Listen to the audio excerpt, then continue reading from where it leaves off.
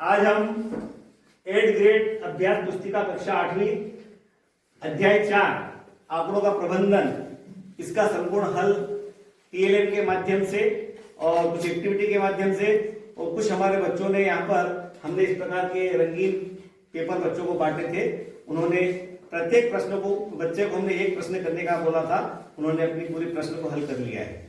हम एक एक करके बारी बारी से बच्चों को यहाँ बुलाएंगे और इन सारी जितने भी इसके प्रश्न दिए हुए हैं इसको हल करने का प्रयास करते हैं ताकि आपको अच्छे से समझ में आ जाए। ठीक है, ये सचिन ने प्रश्न नंबर 1 से 4 तक के प्रश्न हल किए हैं। इसमें पहला प्रश्न दिया है कि संपूर्ण और उसके एक भाग को दर्शाने वाला आलेखी निरूपण है। इसमें 4 उत्तर दिए हैं। इसमें से जो डी वाला है ना, कौन सा है, कौन सा उत्तर सही है इसका? Pie chart. पाई चार्ट इसका उत्तर सही है, क्योंकि देखिए ये जो वृत्त के आकार का बना हुआ है, गोलाकार बना हुआ है, इसको हम बोलते हैं पाई। इसको 3 भागों में बांटा गया है, तो ये इसमें जब हम अलग अलग भागों में इसको बांटते हैं तो ये पाई चार्ट कहलाता है। और इसी बात को इंगित करते हुए कि संपूर्ण और उसके एक भाग को दर्शाने वाला आलेखी निरूपण क्या कहलाता है, तो क्या कहलाता है? Pie chart. दूसरा जो प्रश्न इन्होंने दिया है उसमें दिया है कि संकेतों का प्रयोग करते हुए आंकड़ों का चित्रीय निरूपण क्या कहलाता है? जब हम किसी, क्या कहलाता है? चित्रालय, है ना। ये इस बच्चे ने किया है कि मतलब हम चित्र बना के पैमाना मान के जब किसी प्रश्न को हल करते हैं तो वो चित्रालय कहलाता है। इन्होंने क्या किया कि एक चित्र बनाया और पैमाना माना, एक चित्र बराबर 10, तो 2 चित्र बराबर कितना हो जाएगा? 20। और यदि 3 चित्र हो जाएंगे तो कितना हो जाएगा? 30, है ना। तो ये चित्रालय कहलाता है। तो दूसरे प्रश्न का जो उत्तर है वो होगा चित्रालय, है ना। इसी प्रकार से इन्होंने तीसरे प्रश्न को भी हल किया है कि जब एक पासे को फेंका जाता है तो 2 आने की प्रायिकता क्या होती है। हमारे पास ये पासा है, ये क्या है? पासा है। इसमें 1 से लेकर 6 तक हर पटल पे दिया हुआ, 1, कहीं 2, कहीं पर 3, 4, 5 और 6 पटल होते हैं। जब हम इसको पासे को ऊपर फेंकेंगे, है ना, फेंकेंगे तो जो 2 आएगा वो कितनी बार आएगा? एक बार में फेंका तो 2 या तो एक बार आ सकता है या नहीं आ सकता है ना। तो ये इसमें टोटल 6 है और उसके आने की जो प्रायिकता रहेगी कि वो 1/6 रहेगी। क्या रहेगी? आपने क्या लिखा? 1/6 प्रायिकता रहेगी, क्योंकि वो एक बार आ सकता है ना। संभावना जो है एक बार है, इसलिए इसकी प्रायिकता 1/6 लिखी है। इसी प्रकार से एक सिक्के की बात है। यहाँ पर ये सिक्का है, इस सिक्के में कितने पहलू होते हैं? 2 पहलू होते हैं, 2 पहलू होते हैं। और इसमें लिखा है प्रश्न, जब एक सिक्के को उछाला जाता है तो चित्त प्राप्त होने की प्रायिकता क्या होगी? हम सिक्कों को ऐसा उछालेंगे, या तो चित्त आएगा या पट आएगा। तो चित्त आने की प्रायिकता क्या कहलाएगी? 1। और टोटल कितने इसके अंदर? 2 है, तो हम चित्त आने की प्रायिकता बोलेंगे 1/2। क्या बोलेंगे? 1/2। इस प्रकार से इस बच्चे ने 4 प्रश्नों को हल किया है। बहुत अच्छा, है ना। ठीक है, धर्मेंद्र ने प्रश्न नंबर 4 को हल किया है। थोड़ा आगे आ जाओ। प्रश्न नंबर कौन सा हल किया है? 5 को, है ना। इसमें लिखा है राहुल, वरुण और अनिल एक रंगीन पहियों को घुमाने का खेल खेल रहे हैं। यदि तीर लाल रंग पर रुकता है तो राहुल जीत जाता है। यदि तीर नीले रंग पर रुकता है तो वरुण जीत जाता है। यदि तीर हरे रंग पर रुकता है तो अनिल जीत जाता है। इस खेल को न्याय संगत बनाने के लिए निम्न में से कौन सा रंगीन पहिया प्रयोग में किया जाएगा, है ना। तो यहाँ पर 4 चित्र दिए हुए हैं और 4 चित्र में इन्होंने जो लिखा है धर्मेंद्र ने, सही उत्तर जो है वो यहाँ पर चित्र बना के दर्शाया है। इसको सही इसलिए कहा गया, क्यों कहा गया सही इसको?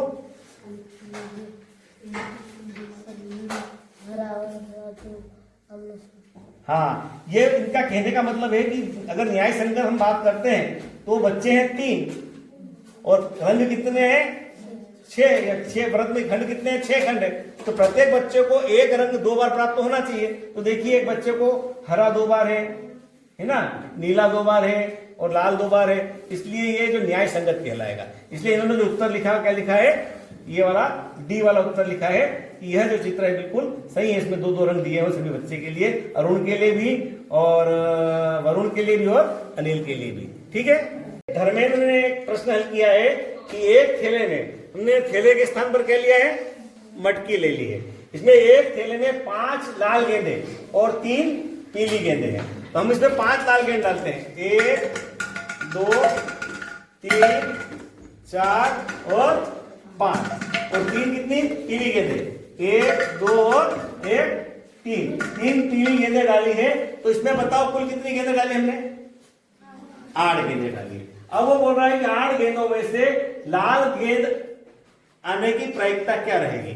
हम इसमें 8 बार हाथ डालेंगे तो लाल गेंद कितने बार आएगी, 1 2 3 4 और अभी ये नहीं है, ये 5, 6 बार आ सकती क्या, नहीं आ सकती, क्योंकि तो 6 गेंद तो उसमें लाल है ही नहीं। इसलिए इसका जो उत्तर रहेगा, कुल गेंदें कितनी है 8, और लाल गेंदें कितनी बार आएगी, 5 बार। तो इसका जो उत्तर रहेगा, इसकी प्रायिकता रहेगी 5/8, है ना। फिर इसने प्रश्न नंबर कौन सा हल किया है, तुमने 7 हल किया है। 7 में एक पासे का सवाल है कि जब एक पासे को फेंका जाता है, क्या है, जब एक पासे को फेंका जाता है तो निम्नलिखित की प्रायिकता ज्ञात कीजिए।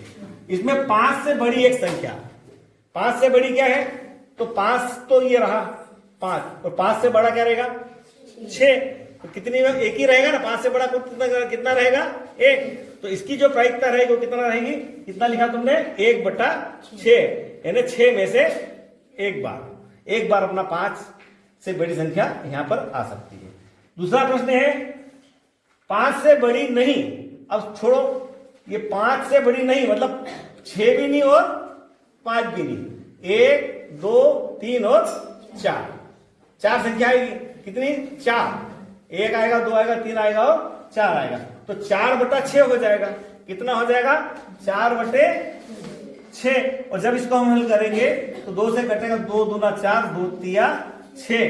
तो इस प्रश्न का उत्तर तुमने क्या लिखा बेटा 4/6, 2/3, तो 2/3 बिल्कुल आपका उत्तर सही है। इसी प्रायिकता रहेगी 2/3। इसी प्रकार से इसमें एक और प्रश्न दिया है कि सबसे छोटी अभाज्य संख्या। अब सबसे छोटी अभाज्य संख्या कौन सी होती है, 2 होती है ना। तो 2 यहां पर कितनी बार आएगा, इस पासे में 1 बार, तो इसकी भी प्रायिकता 1 बार आएगी। तो इसकी प्रायिकता क्या लिखी है कि 1/6 लिखा है। फिर लिखा है कि सम संख्या, अब इस पासे में 6 संख्याएं कौन कौन सी है, 1 2 3 4 5 और 6 में से 3 विषम है और 3 सम है। तो सम आने की प्रायिकता क्या रहेगी, हमारे पास कितनी है सम संख्या है 3, और कुल संख्या है कितनी है 6, तो 3/6 यानी 3 एकम 3 और 3 दूना 6। तो ये जो सम संख्या आने की जो प्रायिकता रहेगी वो क्या रहेगी 1/2। इस प्रकार से इनने सभी प्रश्नों के उत्तर बहुत अच्छे तरीके से लिखे, बहुत बढ़िया मस्त लिखा है ना। ठीक है, प्रश्न नंबर 8 को हल किया है।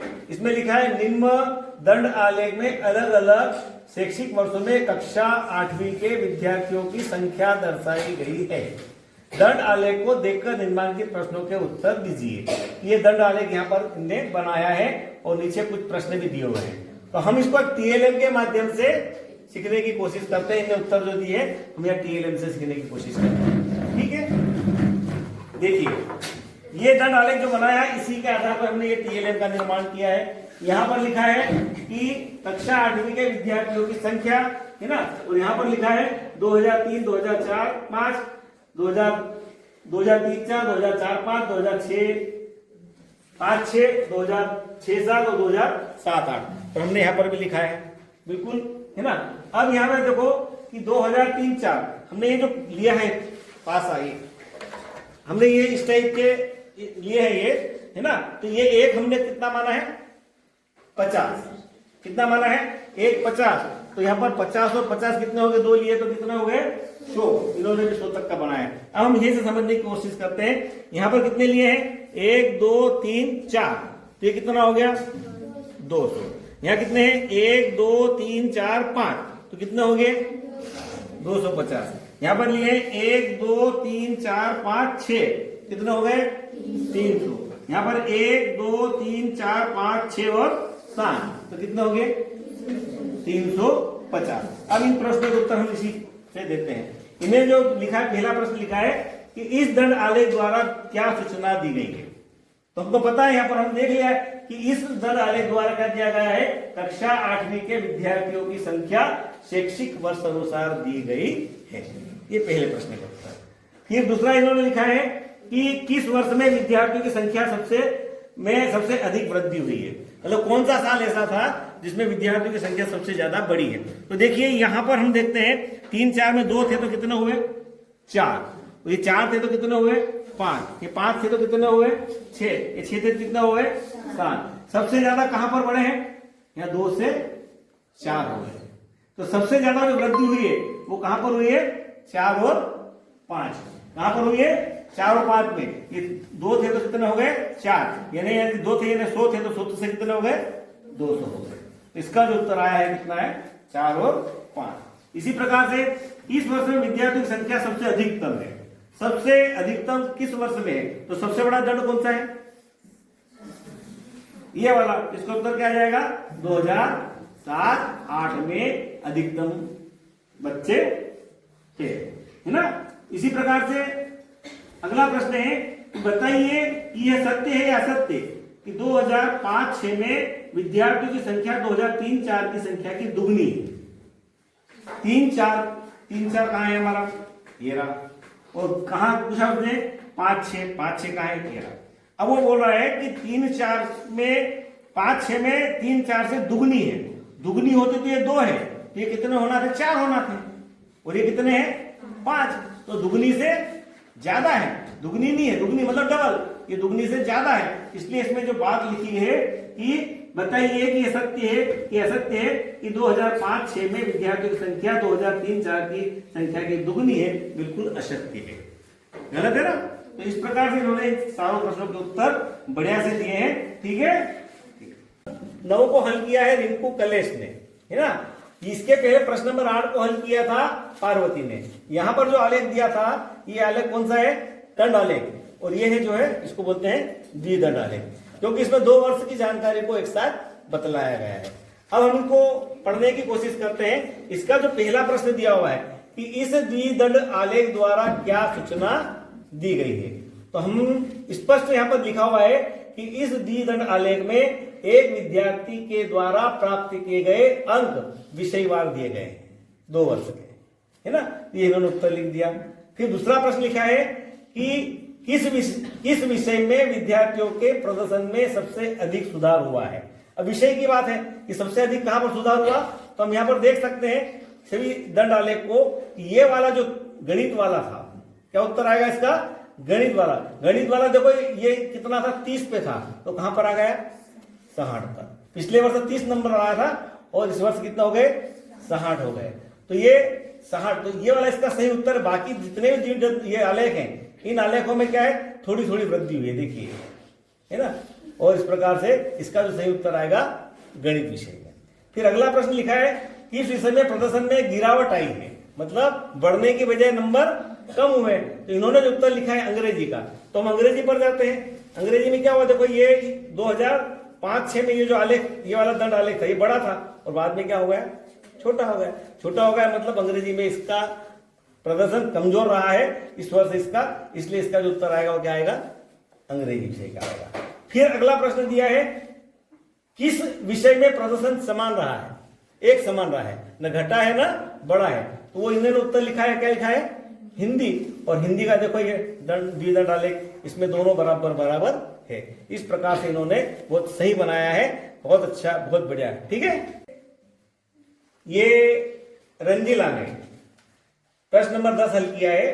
दी गई सारणी में किस राज्य के खाद्यान्न उत्पादन को दर्शाया गया है, आंकड़ों का दंड आलेख दर्शाना है। यानी इनको एक चित्र बनाना था, दंड आलेख बनाना था, यहाँ आंकड़े दिए हुए थे। तो यहाँ पर देखिए वर्ष दिया है और उत्पादन दिया है। 2001 में 45 लाख टन, 2002 में 48 लाख टन, 2003 में 60 लाख टन, 2004 में 62 लाख टन और 2005-6 में 80 लाख टन। इस प्रकार से इन्होंने इसको बनाने की कोशिश की है। तो यहां पर देखिए इन्होंने इधर जो लिखा है ये क्या है, इनके 2000 उत्पादन लिखा हुआ है ना, और इधर क्या लिखे हुए हैं वर्ष लिखे हुए हैं। फिर पहले वर्ष में 2001 में 45 है, तो उन्होंने 40 और ये 5 45 ये दंड आलेख बनाया। फिर है 48, तो कितना हो गया 45 से थोड़ा सा बड़ा 48। उसके बाद 60 है, तो कितना हो गया, ये हो गया आपका 60, कितना है 60, ये 60 है है ना। 20 20 2 40, 20 तिया 60, ये भी बिल्कुल सही बनाया। फिर है 62, 62 मतलब 60 से थोड़ा बड़ा, तो ये 60 है तो 60 से थोड़ा बड़ा 62 बनाया है। फिर है 80, तो 80 मतलब 20 20 2 40, 20 60, 20 चौक 80, तो देखिए 80। इस प्रकार से इन्होंने ये दंड आलेख का निर्माण किया है और ये प्रश्न नंबर 10 बिल्कुल भी सही किया है, इन्होंने बिल्कुल ही सही किया है। ठीक है, देखिए ये किसी छात्रावास में विभिन्न भाषाएं बोलने वाले विद्यार्थियों की संख्या दी गई है। इन आंकड़ों को एक पाई चार्ट द्वारा प्रदर्शित कीजिए। प्रश्न नंबर 11। अब यहां पर दिया है हिंदी 40, अंग्रेजी 25, मराठी 15, तमिल 10, टोटल दिया है 90। और 90 यहां पर दिया है तो हमको एक पाई चार्ट बनाना पड़ेगा, सर्कल बनाना पड़ेगा। सर्कल में क्या होता है कि पूरा जो सर्कल होता है वो 360 डिग्री का होता है। कितने डिग्री का होता है? 360 डिग्री का। अब 360 डिग्री को हमको ये कोण में बांटना है, तो कोण में बांटने के लिए हम जो फार्मूला यहां पर अपना रहे हैं कि 40/90 गुणित 360। इसी प्रकार से 25/90 गुणित 360, फिर 15/90 गुणित 360, 10/90 गुणित 360। तो जो हमारे कोण आए वो पहला आया 40 के लिए जो कोण बनेगा वो 160 का, 25 के लिए बनेगा वो 100 का, 15 के लिए बनेगा वो 60 का और 10 के लिए बनेगा वो 40 डिग्री का। इस प्रकार से इसका टोटल अगर आएगा तो 360 आ जाएगा। इसी बालिका ने इसका सर्कल बनाकर 100 का कोण बनाया, 160 का कोण बनाया, 40 का बनाया और 60 का बनाया। ये पूरा सर्कल बिल्कुल बच्ची ने बिल्कुल सही बनाया है, बिल्कुल सही है, इसमें कोई गलती नहीं है।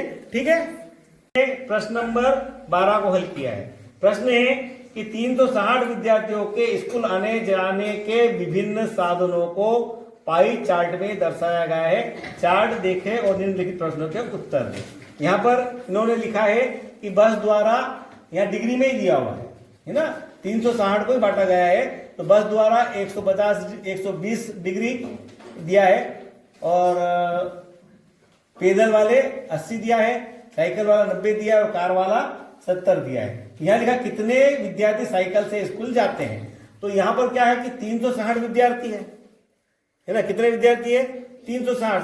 और हमारा जो सर्कल है वो भी 360 का होता है और जो डिग्री को बांटा गया है वो भी 360 को ही बांटा गया है, इसलिए जो डिग्री है वही इसका उत्तर में अपन ले सकते हैं। तो कितने विद्यार्थी साइकिल से स्कूल जाते हैं, तो साइकिल वाला कहां पर है? 90 डिग्री है, तो 90 डिग्री है तो हम 90 बच्चे ही कहेंगे इसे, क्योंकि 360 बच्चे टोटल है, इसलिए 90 जो बच्चे हैं वो साइकिल से स्कूल जाते हैं। ठीक है, इसी प्रकार से कितने विद्यार्थी बस से स्कूल जाते हैं, तो बस से कितने जाते हैं? 120।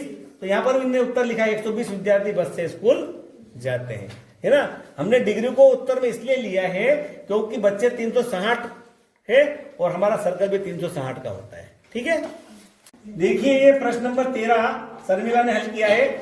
इसका जो प्रश्न है ये है कि दिए गए पाई चार्ट में सिंचाई के विभिन्न तरीकों को दर्शाया गया है। पाई चार्ट पढ़े और निम्नलिखित प्रश्न को उत्तर दीजिए। अब यहाँ पर जो प्रश्न को उत्तर मांगे गए हैं वो प्रतिशत में मांगे गए हैं, है ना। और ये जो पाई चार्ट के अंदर जो दिया गया है ये भी प्रतिशत में ही दिया है, इसलिए हमको अलग से कुछ करने की आवश्यकता नहीं है। सीधे सीधे करेंगे कि कितने प्रतिशत भूमि नहरों के द्वारा सिंची जाती है। तो यहाँ पर देखिए नहर कितनी है? 46%, है ना। इन्होंने लिखा 46% भूमि नहरों द्वारा सिंची जाती है। फिर अगला प्रश्न है कि 17% भूमि किस माध्यम से सिंची जाती है। तो 17% भूमि यहाँ देखिए हम कहां पर है? टैंक द्वारा। इन्होंने उत्तर लिखा कि टैंक से 17% भूमि सिंची जाती है, बिल्कुल सही। फिर प्रश्न नंबर 3 दिया है ट्यूबवेल से सिंची जाने वाली भूमि का प्रतिशत कितना है। तो ट्यूबवेल का कितना है, यहाँ पर कितना है? 25%। इन्होंने भी उत्तर दिया कि 25% ट्यूबवेल से सिंची जाती है। इस प्रकार से इनके सारे प्रश्नों के उत्तर सही है। ठीक है, देखिए इन्होंने किसी व्यक्ति की मासिक आय 15,000 रुपए है, इसके द्वारा मासिक बचत को पाई चार्ट पर दर्शाने वाले त्रिज्य खंड का केंद्रीय कोण 60 डिग्री है। उसके द्वारा कितनी मासिक बचत की गई है, यह मासिक आय का कितना प्रतिशत है, यह दिखाने के लिए प्रश्न नंबर 14 इसने हल किया है। तो यहाँ पर देखिए इन्होंने जो हल किया है वो है ये रहा। त्रिज्य खंड का कोण कितना है? 60 डिग्री का, और कुल कितना है? 360। तो 60/360 और ये कितना है 15,000 रुपये। तो 60 बटे 360 गुणित 15,000 किया तो ये जो आएगा कितना आएगा, इसको काटेंगे तो 2500 रुपये। बिल्कुल सही है। अब 2500 को प्रतिशत में बदलने के लिए इन्होंने क्या किया कि 2500 बटे 15,000, 15,000 का 25% निकाला और तो प्रतिशत तो 2500 यानी 2,500 बोलते हैं इसको ना, 2,500 बटे 15,000 गुणित 100 और काटा तो क्या उत्तर आया 16। अर्जुन ने प्रश्न नंबर 15 किया है, आप अपनी एक दिवस की दिनचर्या में व्यतीत समय स्कूल, सोने, खेलने आदि के लिए दी गई सारणी भरिए। इन आंकड़ों को एक पाई चार्ट द्वारा प्रदर्शित कीजिए, है ना। तो इन्होंने, अब ये तो मन से भरना था पूरा अपने को, जो अपनी जो दिनचर्या वही भरना थी, है ना। तो ये अर्जुन ने इसकी दिनचर्या भरी है। स्कूल 6 घंटे जाती है, खेल 2 घंटे, घर पर पढ़ाई 4 घंटे, सोने का समय 8 घंटे, अन्य 4 घंटे। इस प्रकार से टोटल 24 घंटे हो गए। तो इसको जब हमने 24 घंटे को भिन्न में बदला तो ये हो गया 6 बटे 24 और काटा 6 कम 6 6 24 तो 1 बटे 4 बिल्कुल सही है। 2 बटा 24 2 एकम 2 है ना, और इसको काटा तो 12 बिल्कुल 1 बटे 12 बिल्कुल सही है। 4 बटा 24 4 एकम 4 है ना, 4 छंग 24 1 बटा 6 बिल्कुल सही है। 8 बटा 24 8 घंटे को बांटा तो 8 बटे 24 तो 1 बटा 3 आया, 8 तिया 24 1 बटा 3 बिल्कुल सही है। 4 घंटे तो 4 बटा 24 और इसको जब काटा तो 4 एकम 4 4 छंग 24 मतलब 1 बटा 6। तो इस प्रकार से भिन्न में बदला तो 1 बटा 4 1 बटा 12 1 बटा 6 1 बटा 3 और 1 बटा 6 आ गया। इसी भिन्न को बाद में 360 की भिन्न में बदलना था हमको, है ना। पाई चार्ट बनाना है, पाई चार्ट कितने का होता है 360 डिग्री का होता है। तो इसको पाई चार्ट बनाने के लिए कोण निकाले हमने, तो कोण निकाले तो इस अर्जुन ने जो कोण बनाया है उसको देखते हैं।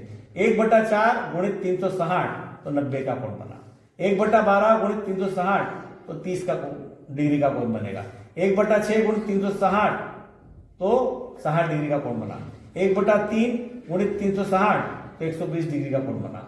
1 बटा 6 गुणित 360 तो 60 डिग्री का कोण बना। इसको हम यदि जोड़ेंगे तो 360 डिग्री का आएगा। फिर इन्होंने एक सर्कल, एक वृत्त का निर्माण किया और इन्होंने जो कोण बनाए 60 120 60 30 और 90। ये अर्जुन ने भी पूरा सही किया है, बिल्कुल सही है, बढ़िया है, ठीक है।